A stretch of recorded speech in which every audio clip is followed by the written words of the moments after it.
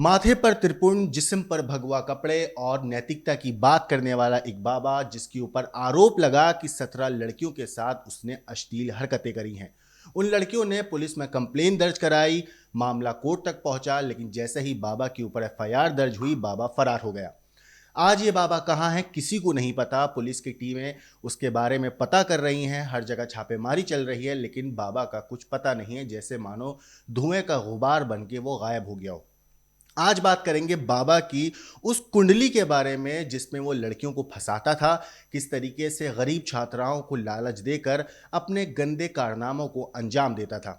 प्रवेश भाई, ये पूरा का पूरा मामला है क्या, और बाबा किस तरीके से फरार हुआ, कैसे ये पूरा मामला दुनिया के सामने आया था? देखिए, पहले जो कॉलेज एडमिनिस्ट्रेशन के लोग हैं उनके पास कुछ शिकायतें आईं और वो शिकायत जो थी वो बढ़ती गई, 1 2 3 4 5 6 ऐसे करके 17 से ज़्यादा लोगों की शिकायतें आईं। अब उन शिकायतों को, कंप्लेंट्स को इकट्ठा किया गया और एक सिंगल कंप्लेंट की गई। बताया गया कि जिसमें ये इसकी मॉडस ऑपरेंडी थी, ये लड़कियों के साथ छेड़छाड़ करना, लड़कियों को टारगेट करना। जो लड़की इसके जाल में नहीं फंसती उसको डराता, धमकाता, फेल करने की धमकी देता, लालच देता। वो हर हथकंडे अपनाता जिससे कि वो बेनिफिट ले सके। जो लड़कियां मना कर देती उनको टॉर्चर करना शुरू कर देता, उनको फेल करने की धमकी देता। ऐसे तमाम चीज़ें ये करता था। और ऐसा नहीं था कि ये बाबा सिर्फ 1 2 लड़कियां, 17 से ज़्यादा लड़कियां हैं। और पास्ट के भी जो स्टूडेंट हैं वो भी अब आ रहे हैं और वो भी सामने बयान दे रहे हैं। अब इसमें एक चीज़ थी, ये बाबा सिर्फ यहीं तक सीमित नहीं था, पहले से फ्रॉडिया है। इसके ऊपर कई और भी मामले कई दर्ज और हैं। मामले। इसने ट्रस्ट का पैसा 20 करोड़ एक नया ट्रस्ट बनाया था, उसके अकाउंट में डाल दिया। कल उसकी तारीख थी, उस तारीख में ये बोल रहा है कि जिसने मेरे पर कंप्लेंट कराई है वही साजिश करता है। बाबा तो फरार है। वो एंटीसिपेटरी बेल डालने गया था। वो दूसरा जो केस है जिसमें इसने 20 करोड़ का फ्रॉड किया है, उसमें पुलिस ने इसकी बेल रिजेक्ट करने की मांग की और कोर्ट ने उसे एक्सेप्ट कर लिया। कोर्ट ने इसकी बेल रिजेक्ट कर दी, एंटीसिपेटरी बेल। ये बाहर भाग रहा है। एंटीसिपेटरी क्यों डाला है? कि मैं अरेस्टिंग से बच जाऊं।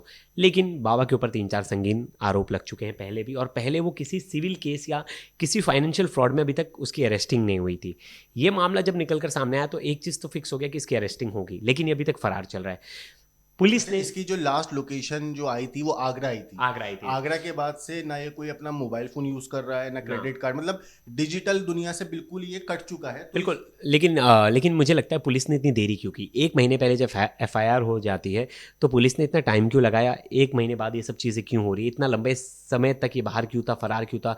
जब ये एंटीसिपेटरी बेल के लिए अप्लाई कर रहा था तब इसे पुलिस ने पकड़ा क्यों नहीं? ये तमाम सवाल है जो कि पुलिस को भी सवाल के घेरे में खड़े करते। दूसरी चीज़, पुलिस ने एक चीज़ अच्छी की तो कि इसके 18 से ज़्यादा जो अकाउंट्स थे उसमें से 8 करोड़ से ज़्यादा रुपए थे, उन सबको सीज कर दिया है। 50 लाख से ज़्यादा रुपए इसने निकाल लिया। 50 लाख रुपए उसके लिए बहुत है, वो भाग सकता है कहीं भी आराम से। 50 लाख तो बहुत बड़ी रकम हाँ, कुछ सालों तक आराम से कहीं भी छुप के बैठ सकता है। अब डर ये बात का है कि आपको याद होगा साउथ का वो जो बाबा था जो चला गया, कैलासा वाला। कैलाशा वाला, जो दूसरी चला गया, अपनी खुद की बताने लगा, कंट्री बना लिया, आइलैंड वगैरह तमाम तरह की चीज़ें। तो ऐसा ना हो कि ये भी फरार हो जाए, भाग जाए, क्योंकि फिर ऐसे लोग, ऐसे बाबा हाथ में नहीं आते। और इसके ऊपर जो आरोप लगे वो बड़े संगीन है। एक स्टूडेंट ने बताया कि ये उसको टॉर्चर करने लगा था, फिर उसका नंबर बंद करवा दिया था, अपने लोग उसके पीछे लगा दिए थे, उस पर 24 घंटे निगरानी रखता था। फिर वो कहीं इसके बारे में बोल ना दे, इस बात को लेकर उसको धमकी देता था, उसके परिवार वालों को धमकी देता था।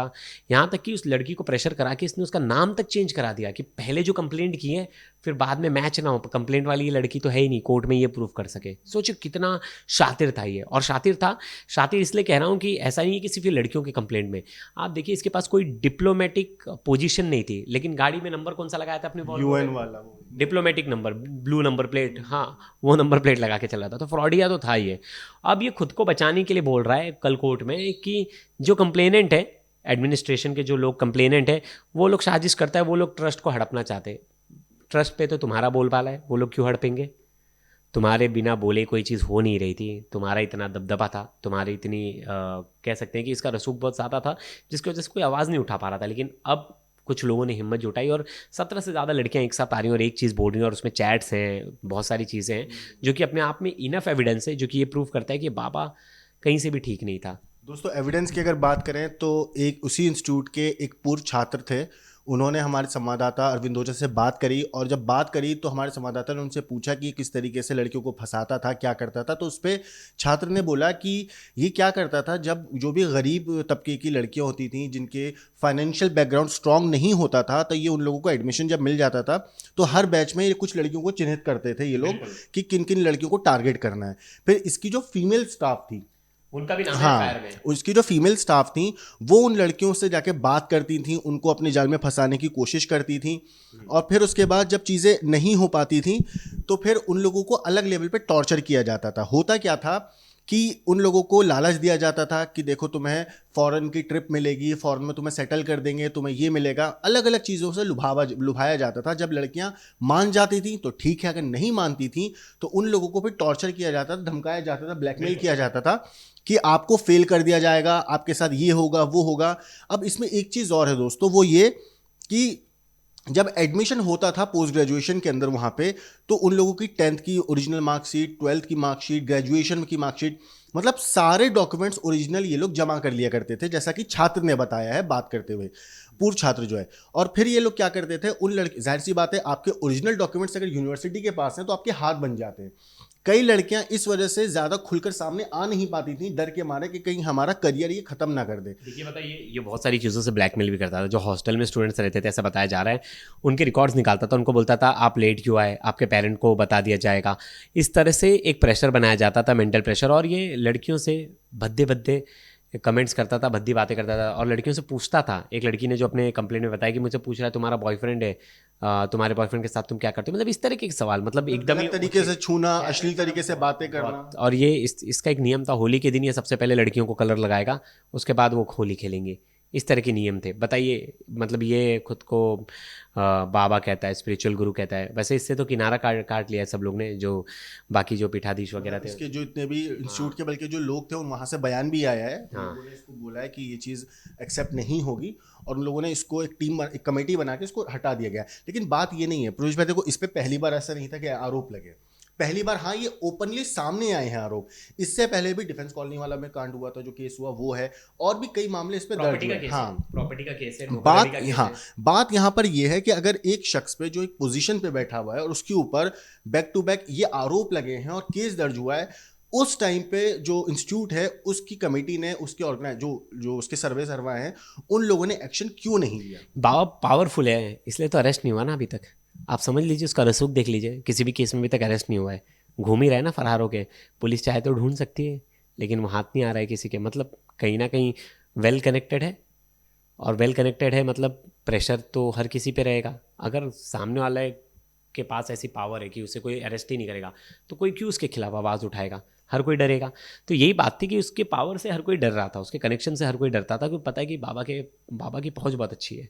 अच्छा, इसी वजह ये से सब चीज़ें ठीक है, लेकिन बाबाओं के साथ इस तरीके का कांड हुआ और लोगों के साथ बाबाओं के थ्रू, तो ये पहला केस नहीं है। इससे पहले भी बतेरे बाबा आए हैं हमारे देश में, जिन्होंने इस आम जनता, जो लोग उसे मानते हैं, जो उनको पूछते हैं, उनके साथ ऐसी करी है। आसाराम, हाँ, राम रही। हाँ, ये दोनों तो देखो इटरनल एग्जाम्पल हैं, जो मेरे ख्याल से सालों साल चलने वाले हैं, जिन्होंने अपने, हाँ, कैलाशा वाले। लेकिन पॉइंट यहाँ पर ये है कि आम जनता ऐसे बाबाओं के चक्कर में फंस कैसे जाती है। देखिए क्या होता है कि मतलब सबको पता है देखो ये लोग क्या कर रहे हैं, और अगर कोई लड़की के साथ छेड़छाड़ कर भी रहा है तो वो समझ में आता है, लेकिन उसके बावजूद अगर इस तरीके के केसेस सामने लगातार हर थोड़े दिन में आ जाते हैं कोई बाबा के, तो लोग कहाँ पे गलती कर रहे हैं? देखिए, पहली बात तो होता है कि एकदम आँख बनकर किसी पर भी विश्वास, मैं बोल रहा हूँ किसी पर भी आँख बनकर विश्वास नहीं कर सकते हो। बाबा हो, जज हो, पुलिस हो, आपको खुद की समझ तो रखनी पड़ेगी।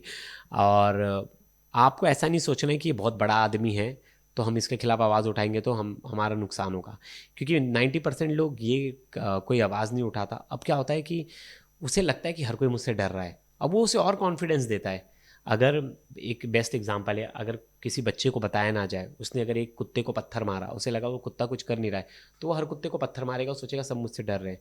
अचानक से एक ही दिन एक कोई कुत्ता काटेगा तो उसे पता चलेगा। तो यही सेम चीज़ था, इसे लग रहा था कि सब मुझसे डर रहे हैं, कोई मेरे खिलाफ आवाज़ नहीं उठाएगा। लेकिन इतने ज़्यादा केसेस हुए आपस में, जैसे हम डिस्कस नहीं करते, अरे यार ये तो ये सर ठीक नहीं है, फिर दूसरी भी बोले अरे हाँ सच में ये तो मेरे साथ भी ठीक नहीं, तीसरी ने बोला अरे तो इन्होंने मेरे साथ भी किया है। ये केस जो लड़कियों ने एफआईआर दर्ज करवाई, कंप्लेन कराई, ये सारा मामला, उन लड़कियों में हिम्मत आने की वजह क्या बनी? आपस में डिस्कशन हुआ और एक वार्डन थी और एक जो मैम थी वहाँ की, उनको ये जब ये बात पता चली, और एक एयरफोर्स के ऑफिसर हैं जिनको ये बात पता चली, कमांडेंट है, वहाँ से ये बात आई, वहाँ से एक मेल हुआ, मेल के बाद चीज़ें खुली।